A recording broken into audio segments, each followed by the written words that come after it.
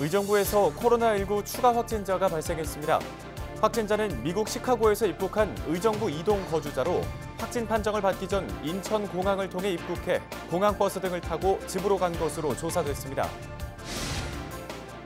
코로나19로 경기도민의 45%가 무급 휴가 등 임금에 변화가 생긴 것으로 조사됐습니다. 또 일자리를 잃은 도민도 9%가 넘었는데 실직자 중에는 20대가 가장 많았습니다. 경찰이 동두천시가 추진했던 카라반 리조트 사업 관련 수사에 나선 것으로 확인됐습니다. 경찰은 카라반 리조트 사업 관련 진정이 접수돼 수사를 시작한 것으로 알려졌습니다.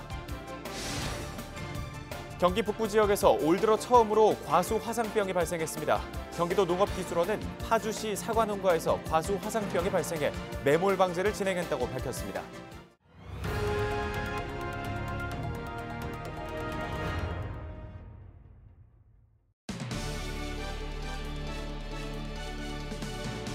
시청자 여러분 안녕하십니까? 헬로티비 뉴스 나라 시작합니다. 의정부 지역에서 코로나19 추가 확진자가 발생했습니다. 확진자는 미국 시카고에서 입국한 의정부 이동 거주자 A씨인데요. A씨는 지난 7일 입국한 뒤 인천공항에서 7,200번 공항버스를 타고 의정부 예술의 전당에서 하차해 도보로 귀가했습니다. 9일 오전 8시 A씨는 도보로 의정부병원 선별진료소를 방문해 코로나19 감염 여부를 검사한 뒤 10일 0시 5분 최종 확진 판정을 받았습니다. 경기도민의 45%가 코로나19로 인한 무급 휴가 등의 여파로 임금에 변화가 생긴 것으로 조사됐습니다. 또 일자리를 잃은 도민도 9%가 넘었는데 20대가 가장 많은 실직을 한 것으로 조사됐습니다. 김호 기자입니다. 먼저 코로나19로 일자리와 임금에 변화가 있는지 물어봤습니다. 55.7%는 일자리를 유지하고 이전과 동일한 수준으로 임금을 받고 있다고 답했습니다. 임금이 줄어든 경우는 24.9%로 나타났고 무급 휴가도 10.1%로 조사됐습니다. 아예 일자리를 잃었다는 경우도 전체의 9.3%를 차지했습니다. 연령별 실직 현황을 보면 20대가 11.3%로 가장 높아 청년 실업이 늘어난 것으로 분석됐습니다. 30대는 5.8%, 40대는 7.4%, 50대는 8.2%, 60대 이상은 9.6%로 5, 60대 실직률도 높게 나타났습니다. 직업별 방역 인식에 대해서도 알아봤습니다. 설문조사 당일을 기준으로 어제 하루 마스크를 쓰지 않고 2m 이내 만났던 사람이 몇 명이냐고 물어봤습니다. 생산과 노무 직종이 7명으로 가장 많았고 판매 영업 분야는 4.9명, 사무와 전문직은 4.8명으로 모두 평균 3.8명을 넘었습니다. 학생과 자영업은 평균을 다소 밑돌았습니다. 또 이들이 마스크를 쓰지 않고 대화한 장소를 알아봤습니다. 식당과 카페가 55.1%로 가장 많았고 직장과 학교가 16%로 뒤를 이었습니다. 술집과 클럽 등 유흥시설이 6.8%, 목욕탕 등 편의시설이 3.2%, 버스와 지하철 등 대중교통이 2.1%로 조사됐습니다. 코로나19 회복을 위한 경기도의 최대 과제가 무엇이냐는 질문에 지역 경제를 살려야 한다는 의견이 38.3%로 가장 높게 나왔습니다. 이어 고용 문제가 19.6%로 뒤를 이었고 건강피해 지원과 의료시설 확대, 돌봄 요양 부담 등 위기 가정 지원 순으로 조사됐습니다. 이 밖에 코로나19로 나타난 부정적 영향으로 64.8%가 신체 활동이 줄었다를 꼽아 생계 등 경제 활동에 미친 부정적 영향보다 높게 나타났습니다. 이번 조사는 지난달 18일부터 26일까지 경기도민 만 18세 이상 2,589명을 대상으로 진행됐으며 95% 신뢰 수준의 표본 오차는 플러스 마이너스 3.1%포인트입니다. 헬로티비 뉴스 김호입니다. 정부가 지급한 긴급 재난지원금의 절반가량이 외식과 장보기에 쓰여진 것으로 파악됐습니다. 행정안전부가 지난달 5조 6,700억여 원의 긴급 재난지원금 사용 현황을 분석한 결과 카페를 비롯한 대중음식점에서 전체 재난지원금의 25%에 달하는 1조 4천억여 원이 사용됐습니다. 마트와 식료품점에서 사용한 금액은 1조 3,700억여 원으로 24%를 차지하며 2위를 기록했고 병원과 약국 등에서 사용한 금액은 5,900억여 원으로 전체 재난지원금의 10%가량이 쓰였습니다.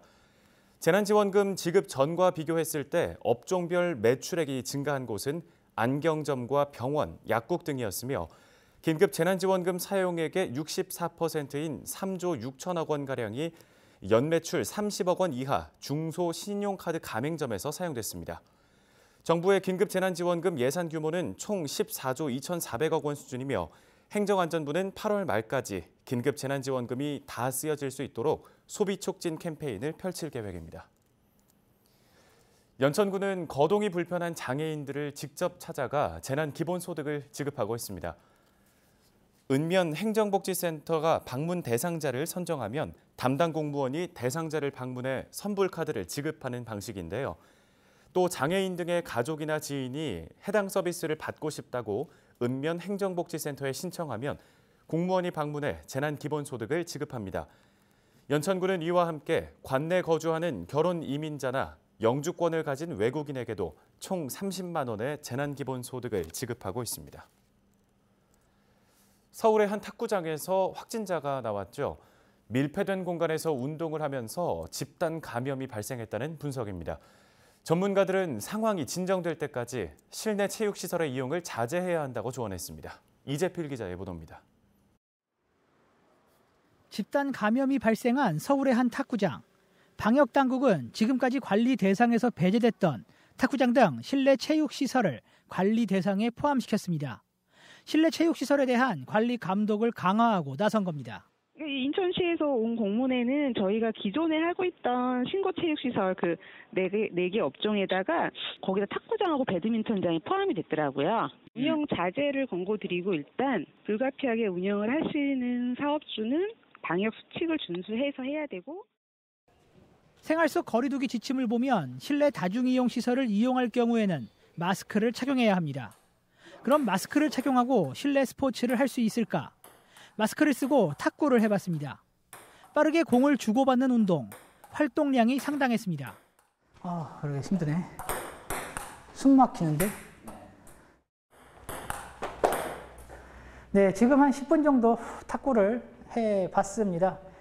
지금 제 상황을 설명을 드리면요. 땀도 많이 나고 있고요. 그리고 무엇보다 마스크를 쓰고 있기 때문에 굉장히 답답합니다. 지금 당장이라도 마스크를 벗어버리고 싶은 그런 상황인데요. 이 상황에서 1시간가량 더 운동을 한다고 가정했을 때 마스크를 벗지 않고 운동을 이어갈 수 있을지 장담할 수 없을 것 같습니다.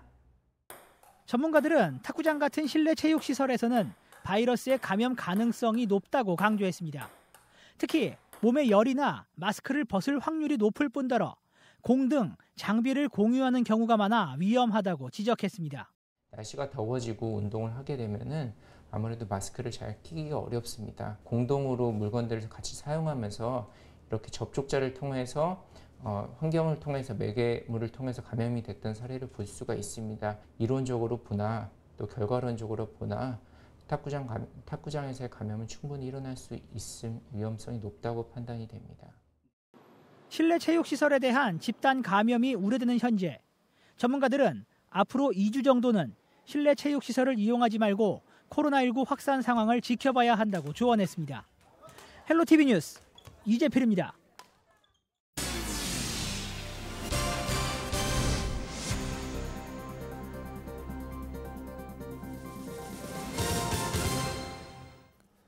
다음 소식입니다.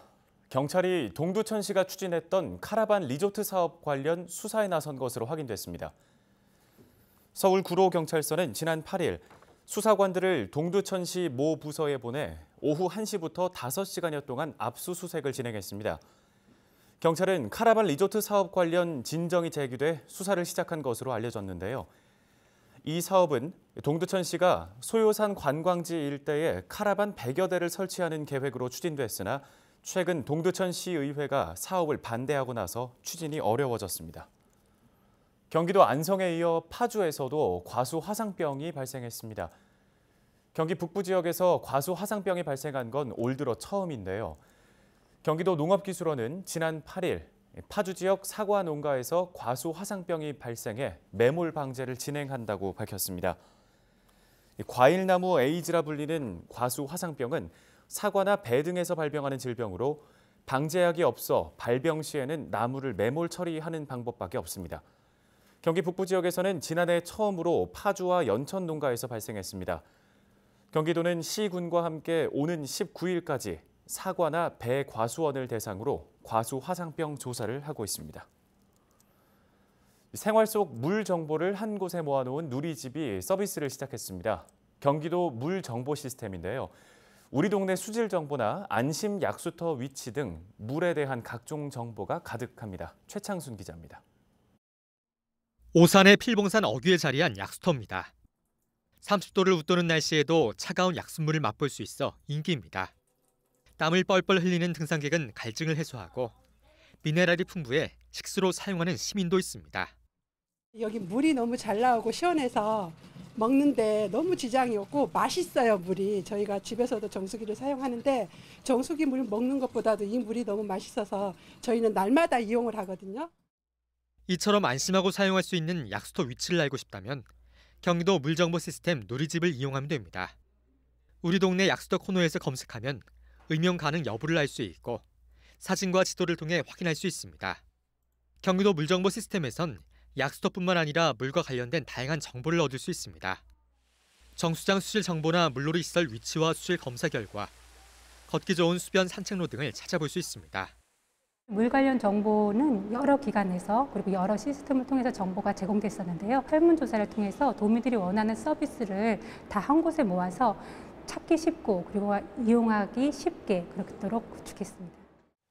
경기도는 물정보 시스템을 통해 도민들에게 실용적인 물 정보를 제공하고 수질 정책에 활용할 계획입니다. 경기슈TV 최창순입니다. 코로나19 장기화로 여러 일자리에 직간접적인 피해가 이어지고 있는데요. 일자리가 복지라며 중장년 대상 일자리 만들기가 한창인 지역 곳곳을 이슈메이커에서 짚어보겠습니다. 먼저 포천시는 어르신의 일자리 창출과 경제적 자립을 돕기 위해 공동작업장 3호점인 반월 공동작업장 개소식을 개최했습니다. 반월 공동작업장은 지역의 업체와의 도급 계약으로 양말 포장과 베어링 조립 등의 소득 창출 시장형 사업을 진행할 계획인데요. 여러 일자리로 어르신들의 삶에 활력을 되찾아주길 바라는 마음과 각오가 모였습니다. 연천군은 조경사 양성에 나섰습니다. 연천군은 경력 단절 중년에게 일자리를 제공함과 동시에 조경사 양성을 위해 신중년 경력형 일자리 지원 사업 참여자를 모집하는데요.